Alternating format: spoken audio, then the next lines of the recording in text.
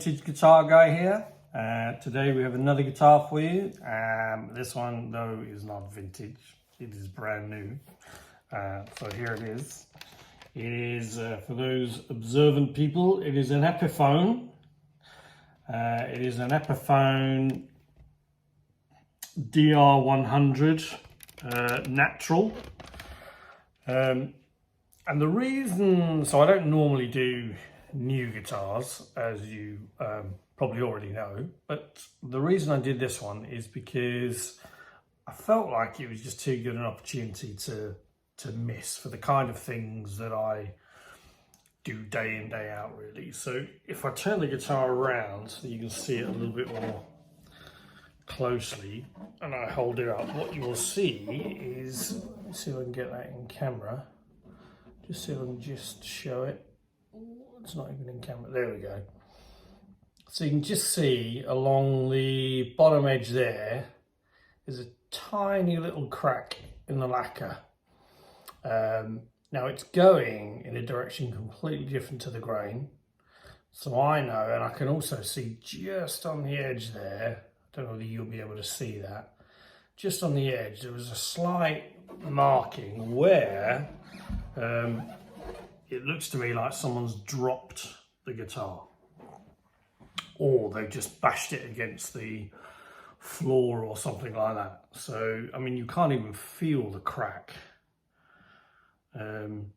So it's negligible, really. So what I'm going to do, so I got this for a really good deal.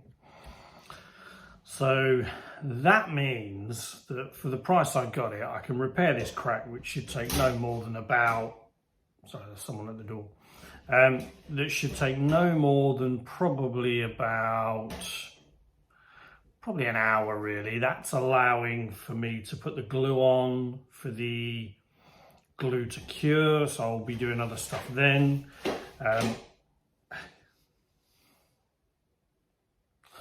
And then at that point, I will smooth it down in my usual way with a razor blade and then just give it a polish up.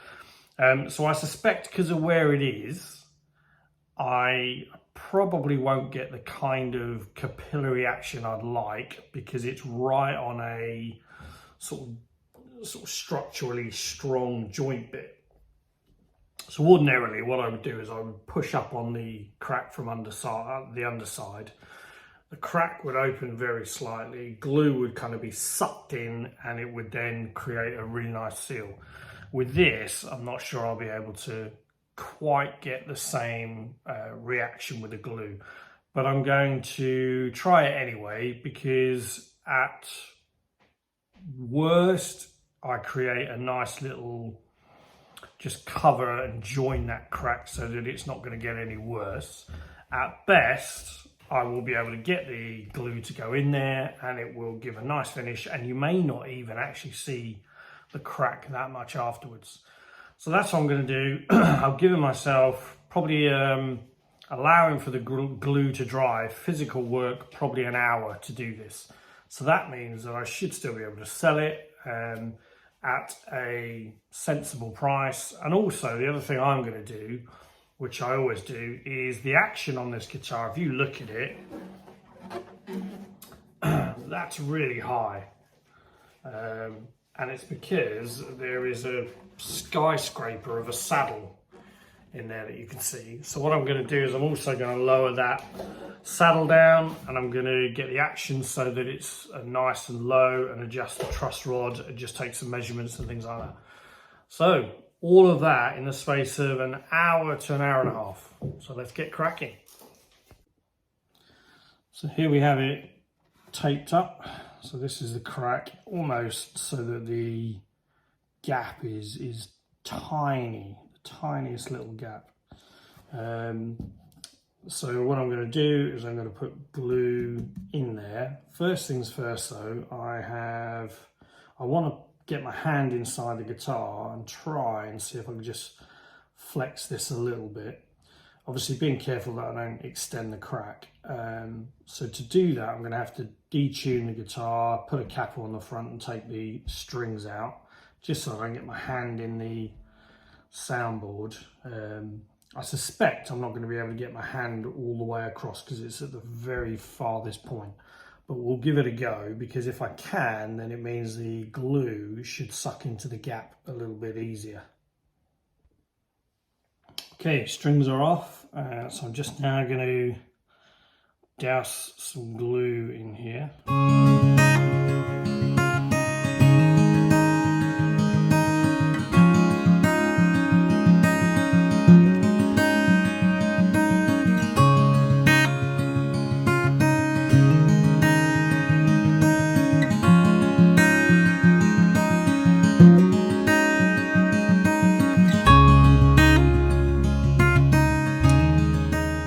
Right, so I have glued all along the crack here. I've glued along this edge here, just because I think there is a tiniest little kind of split in there. Not split, but just crack in the lacquer. So what I've glued along there, so then I'll be able to sand that down till it's nice and smooth, and then I just know it's sealed again and it's okay. So meanwhile, I think I'm just gonna attack this saddle, and I'm just going to, God, I can't even get the bloody thing out. I think I'm just going to shave probably about a couple of millimeters off this saddle, if I can get it out. And then, oh, there we go, there we go, there we go,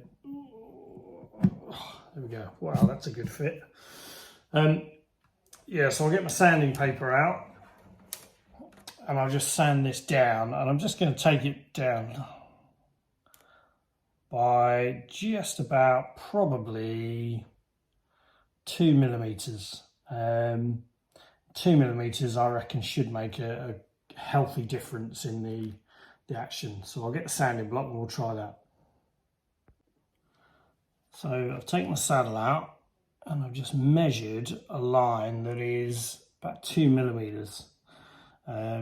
So when you take this, so if I want to shave a millimeter off the position of the 12th fret, when I get to the saddle, I have to double that measurement because of the distance and everything. So to take a millimeter off the fret action, I need to take 2 millimeters off of this saddle. So that's what I'm doing. So I'm just going to shave this down, and we'll see what it looks when we put the strings back on.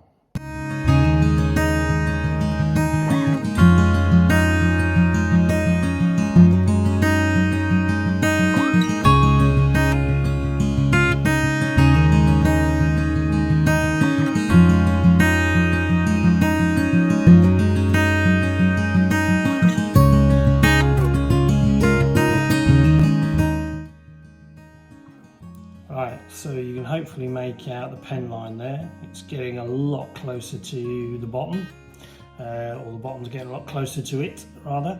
So I'm going to keep going for another few minutes, and hopefully we'll get this nice and flush. What we've got to make sure as well is that when we look at it that way, that we have a nice square 90-degree flat edge.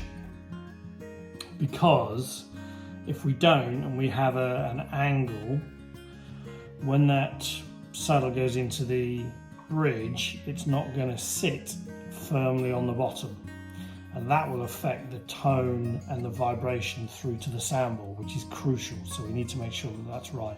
So all the while I'm just checking the flatness, the edge of it as well, so I can see there's ever such a slight angle on this side, so I need to sand slightly more on this side. And I think it's where I am sanding this way, I think my hand is leaning to the right. So all I do is I turn it round and I sand that way, and it brings it back down again.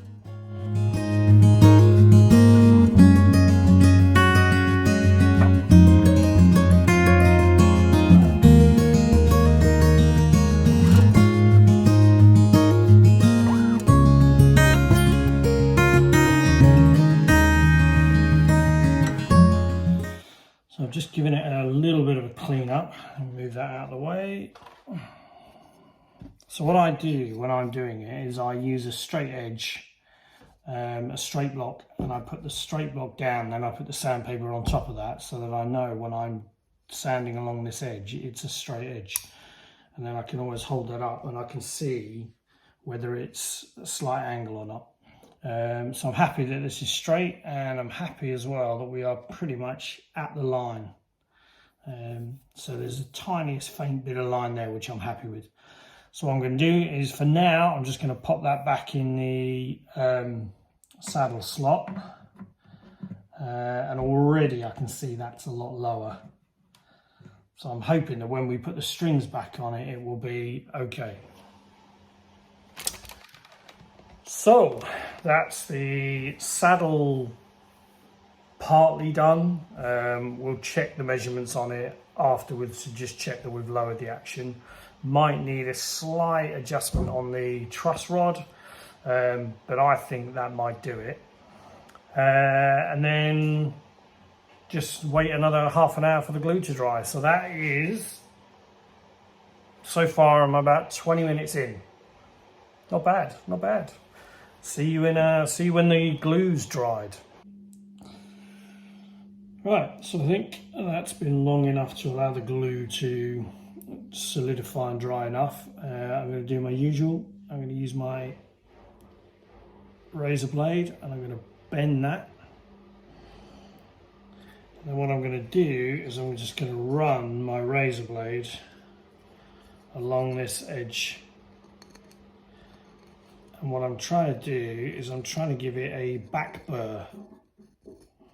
Back burr, that's a word I think, isn't it? So what it does is it gives there's a nice little edge on there now, that when I then scrape, it will nicely just pull out the excess glue.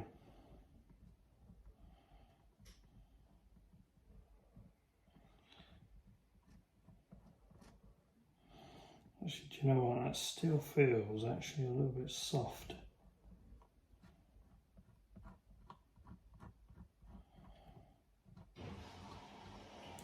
So, do you know what? I think I'm going to leave that a little bit longer. So I'm going to give that about another 10-15 minutes, and then we'll try again. Right, I think that's good enough.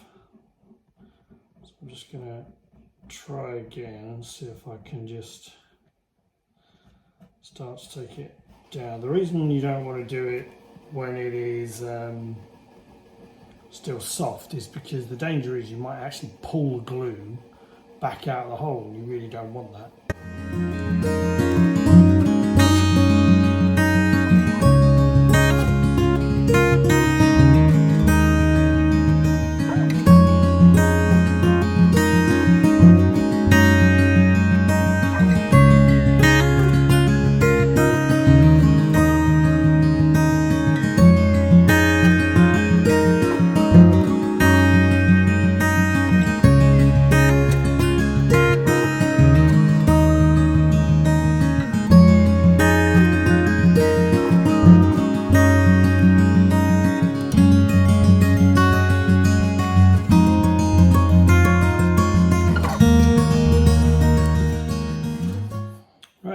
So I think that's reasonably good.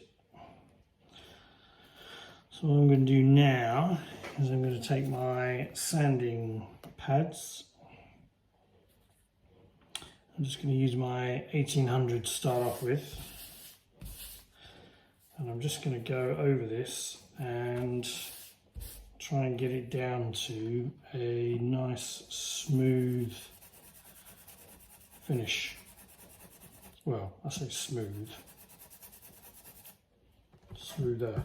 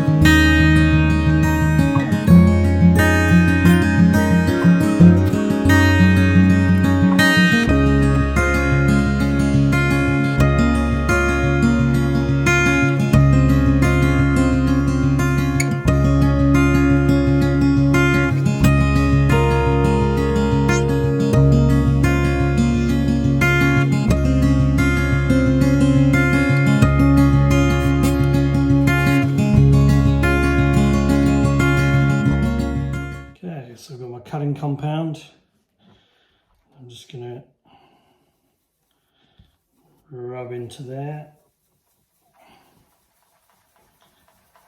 And this should get rid of any last fine abrasions and things like that.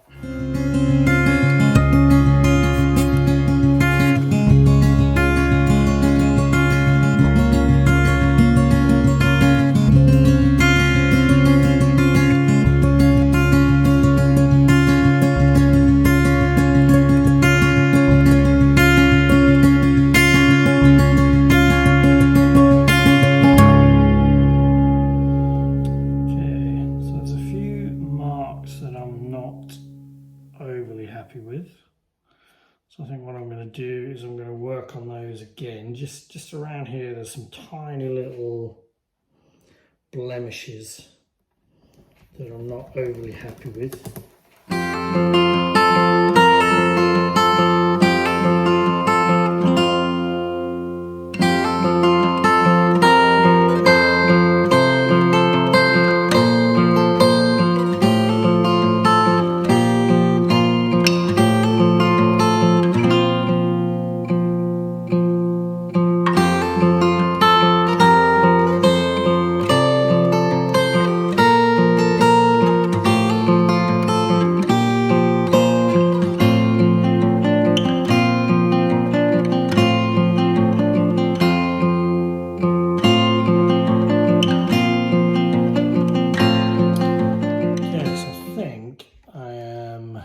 Done, or I know I'm done.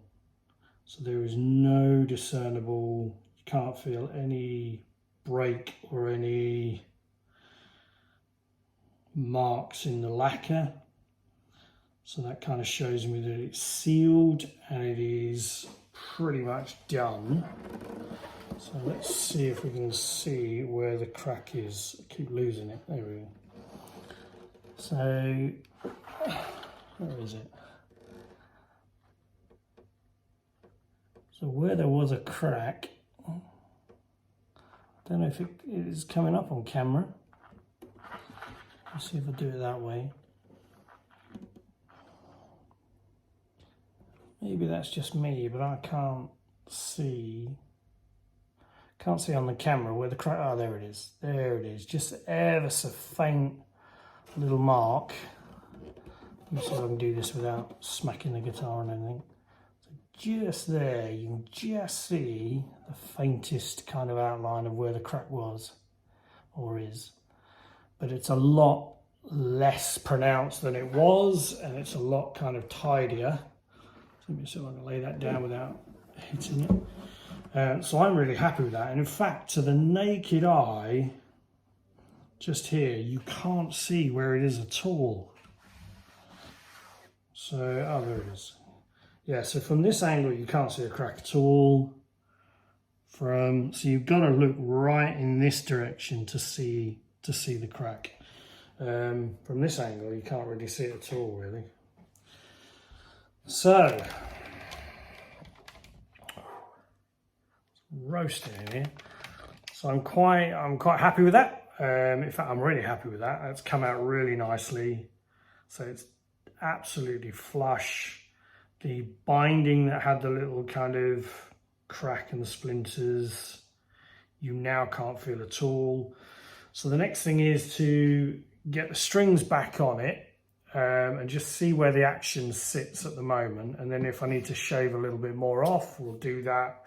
And then I think that is it done. And so far, that has taken me about 45 minutes physical work time.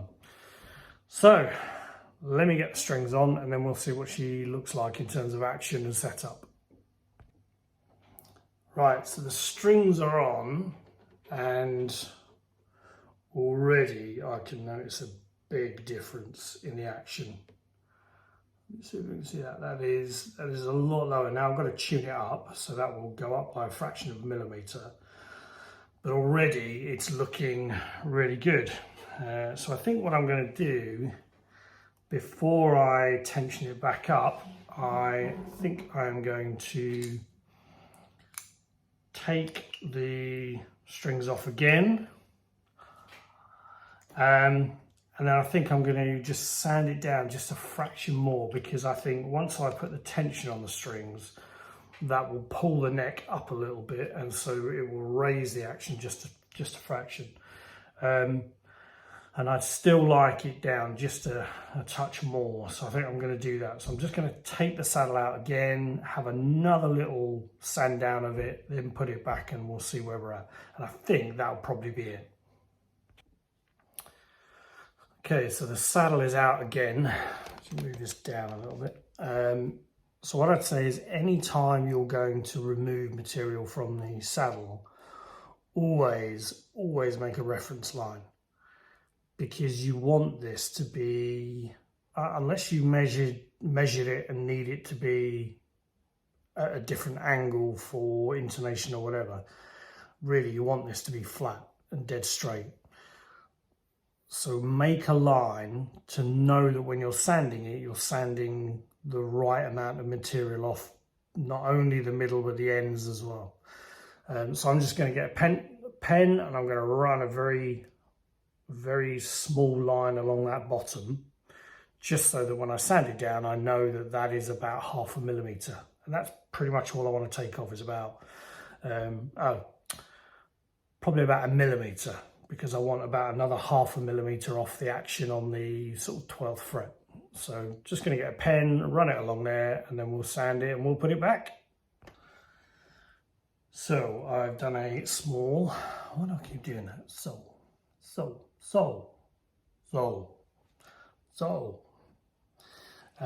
I have done a small line along the bottom there. So I am going to get sanding. So I have my sanding paper and my block. So actually this is a fret leveling file, but I know it's dead straight. So I put my sandpaper on there and I'm ready to go. Just as a tip, what you can see here is bits of where I've sanded bridges and things like that. I would say, if you are going to sand anything like a rosewood bridge, or you're going to sand mahogany, or anything that you're going to sand which is a hardwood, so when you sand it down, it will produce lots of dust. Okay, keep the dust, because it is really useful. So the other day I had to fix some holes where somebody had changed the tuning pegs on a vintage guitar, and the neck was mahogany. So I had some mahogany sawdust, I mixed it with a bit of glue, and I put it in, and it just means that when it dries, it is pretty much solid. Kind of the sawdust that you press into the hole is a much more solid kind of thing, because it's part glue, part whatever wood dust you're using, mahogany or those sorts of things. So always keep your sawdust, because it is the most natural filler for holes, cracks, things like that. Right, so first thing said, it's really important.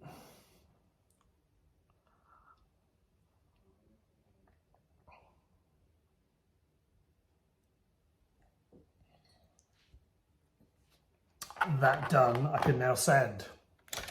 Now that I know I'm not going to die of exhaustion. So again, I'm just going to make sure that I do it nice and straight.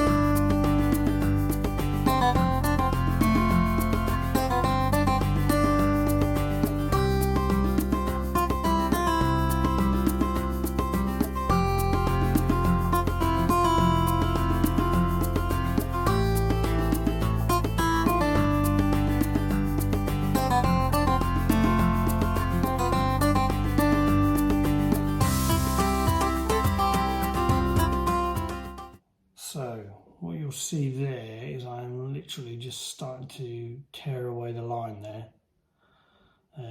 So I think that's good enough. I'm not going to go any further, because the other side of it is if you go too far, you end up in a situation where you take too much material off, and then you're into a new problem, because you've got to then get a shim to build the saddle back up, or do other things to try and get it so that the action is back up. But the only real way, if you take too much off, is you've got to put stuff back on. You can't put it back on, so you have to start creating little shims that you put underneath the saddle, which again I think affects tone and things like that. Right, so let me get this back on the guitar and we'll see where we're at.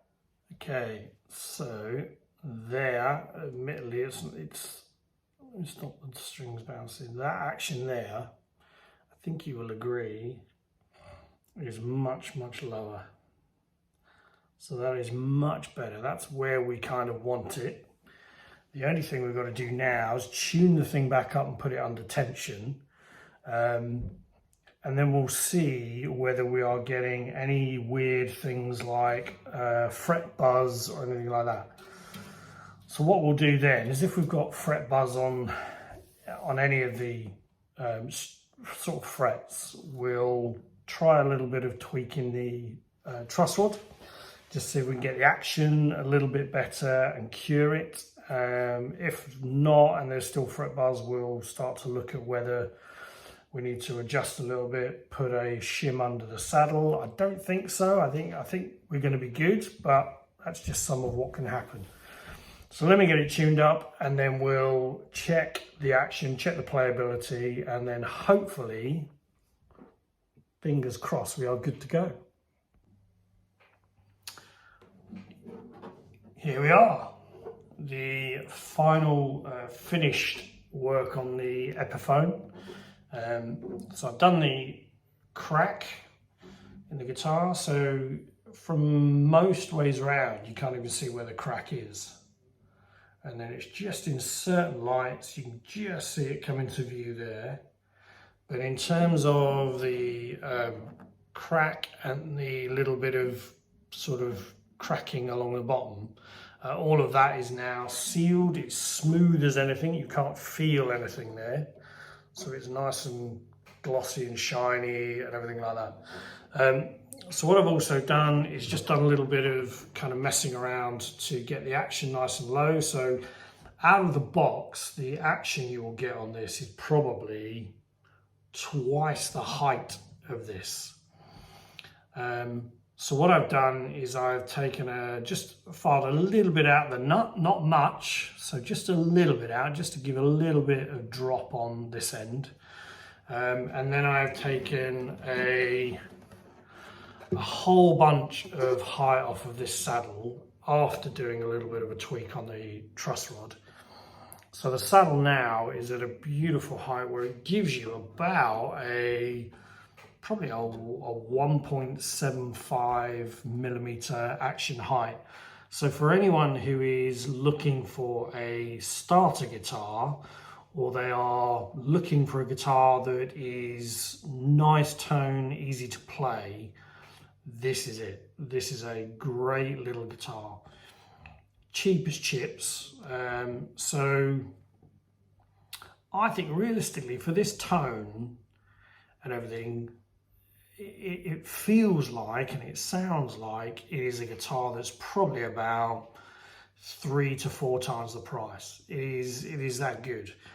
Admittedly, it is Chinese made and they are made in a mass production factory. So some of the little detail on it is just, you know, where you would expect it to be for a cheap end guitar. So some of the lacquer is a little bit thick in some places around the kind of rosette and stuff like that, and some of the binding on the fretboard is just kind of creeping into the rosewood frets. But other than that, and the pins are plastic, the bridge I think is plastic or some sort of compensated plastic, and the nut as well. So it is a cheap guitar, but I have to say you know, if I had 100 and something quid to spend, that's a lot of tone. Nice bass, nice bright end,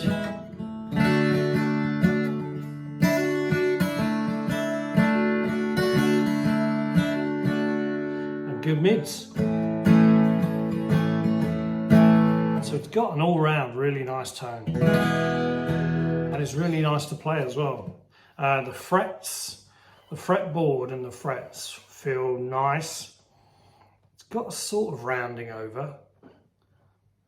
Yeah, I think it's rounded over. It feels nice and smooth.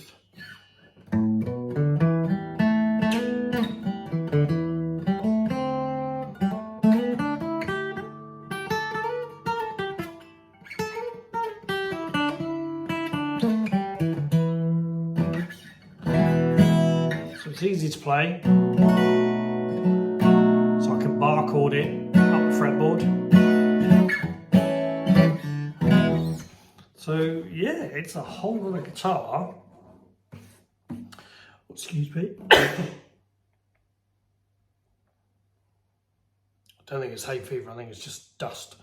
So it's a whole lot of guitar for, that's me wiping dust off it, I haven't sneezed on it. So it's a whole lot of guitar for not a lot of money, so it's an incredibly good one.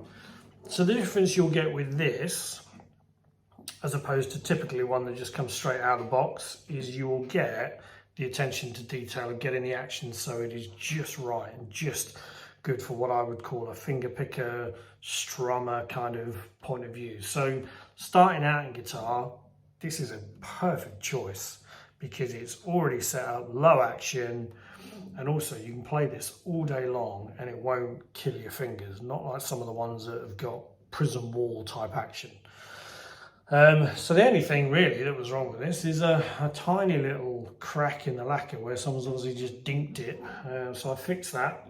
So yeah, so this should be going on my guitar site probably in about the next couple of hours. So if you're interested, message me, drop me a line, and yeah, it's there for whoever wants it.